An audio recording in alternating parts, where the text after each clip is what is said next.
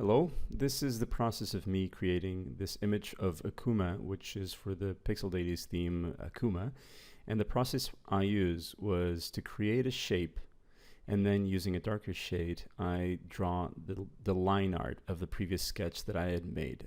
This was a fairly complicated shape or a fairly complicated pose, so I had to do a base drawing. And even then, the proportions are a bit wonky. So the process that I used here was just create the midtone, add the details or the line art in shadow, and now I'm painting over with the bright shade, which is not going to end up being the highlight. It's going just to be the bright tone of the skin part. And by shading those areas, I create this sense of surfaces at different heights. Now, Akuma's character is very muscly, but even his face, even though there's there's not really a bodybuilder's face, but his face is, there's details and crevices and wrinkles and bones poking out. So there's a lot of shape in his face, and I really wanted to get that across with this image. Now, adding this second shade here, what I'm trying to do is get some anti-alias going on, especially around the eyebrow, which is a very strong curved line. And here you can see me tone down that bright shade so that I can create the highlights now with a fourth shade, actually a fifth shade. So far it's 5 shades for the skin, which is kind of a lot just for the skin, but I want to have a lot of shape and a lot of volume to this. So I'm using the same process for the arm here, but I just created the shape of the arm. And now with shadows, I define the areas that I want to keep dark, and then I'll draw the shapes I want to be bright. So it's basically, again, drawing a shape. It's pretty much like what you would see as a manga style of rendering by creating shapes with flat colors. In this case, I'm not creating a very small image, because if it's a very small pixel art image, you can kind of get away with the shading. People don't really see the different areas. But in this case, since the image is fairly big, you will be able to see the different shading areas. So the only way to fight this is by having a lot of detail and having a lot of lines going across, so that they break these big shapes, a bit like the forehead. Someone asked me where I was from, and they asked me in Spanish, so I wrote "Soy de Portugal" on the stream. So that stuck there till the end of the image. But as you can see, what I'm trying to do here is adding more and more lines around the shape of the arm. And if you can see, like the back drawing that I did kind of shows there on the edge of the arm. And it was kind of, the idea was that I was trying to do the Akuma pulling off an hadoken. So basically he's going to be having a power ball between his 2 hands. So that's kind of reminiscent of what I wanted to do in the end. But I strained my hand from doing that, from shading in the light from the power ball, till I was happy with the base shading of the drawing. So there's a few fixing here with selections, fixing where the arms would be. Like, again, this is a very complicated pose. Not to draw, in a way that you can see what it is, but to draw in a way that it doesn't feel weird. It is a weird pose even for someone to do.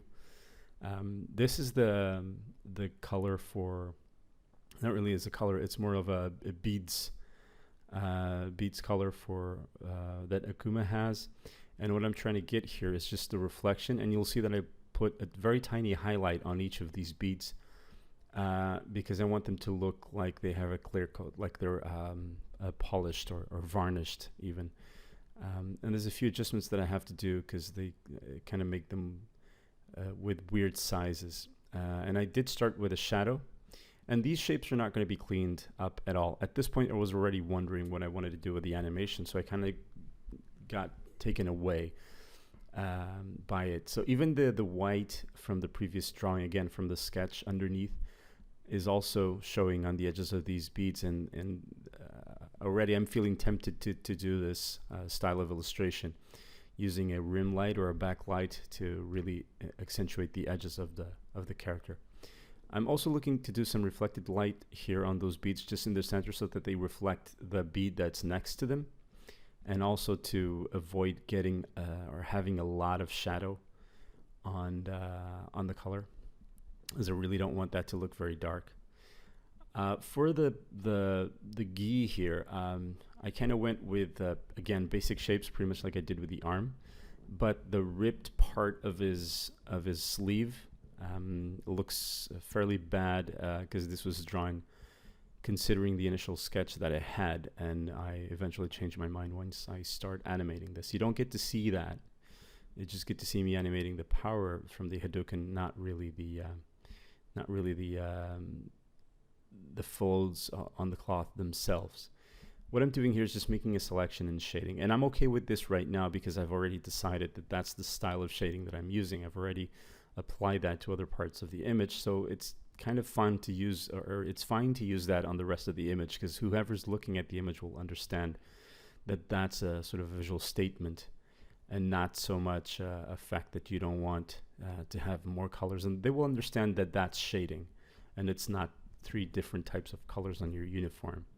And that's kind of the issue with shading something in very static, very band-like shading stripes, is that you're not sure if people are going to perceive that as shading or if they're going to perceive that as just random colors like graphics design on clothing. The problem with the hair here is that it kind of goes over a little bit of the arm, so I have to erase part of the arm so I can keep the hair underneath the skin, underneath the skin layers, and I have to deal with it. And again, creating shapes, painting them in, that's pretty much the technique that I'm using for this drawing. The shading is very much a cartoon shading with very limited amount of colors. You always want to use that for pixel art, but since again, pixel art tends to be very small in its canvas size, you really don't see that. You really don't see that shading. And when people do really big images, they try and use very big palettes. They use a lot of colors, and it's a completely different style of illustration. I don't know what I'm doing at this point, but there was a bit of going back and forth to the Twitch session stream to see if people were asking anything, and I might have been answering something. From this angle, the drawing the fingers was a little easier than I expected. I'm always afraid of drawing hands because they're so easy to tell that they're wrong. You know, you look at your hands every day. With the power ball here, what I do is I just create a very flat color, which is this cyan, and I paint it over the surfaces that are facing towards the ball, or at least if they are facing towards it, they're going to reflect back at us.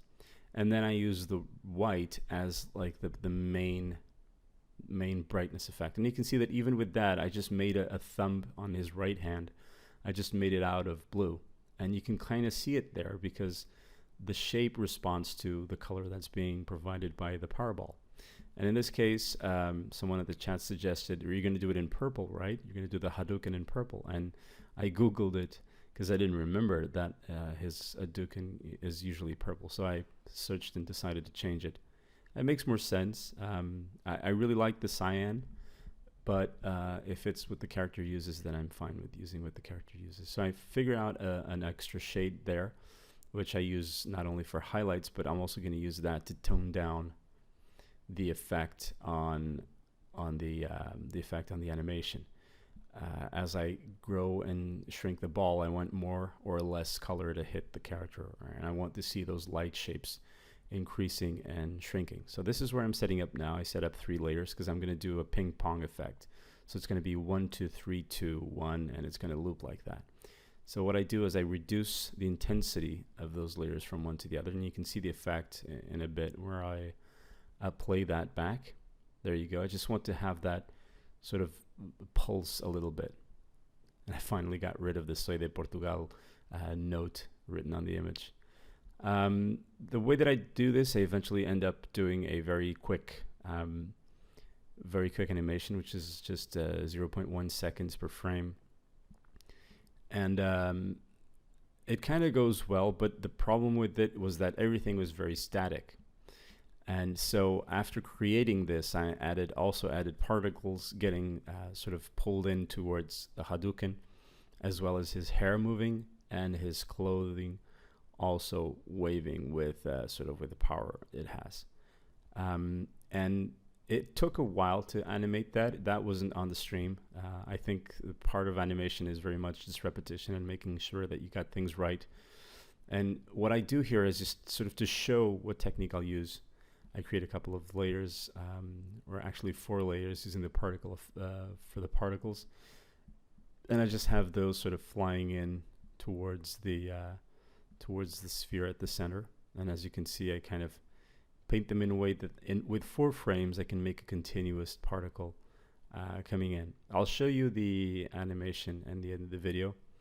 As you can see, and it came out, I was very happy, but I know that the drawing itself is very noisy and needs a lot of cleanup, so here it is.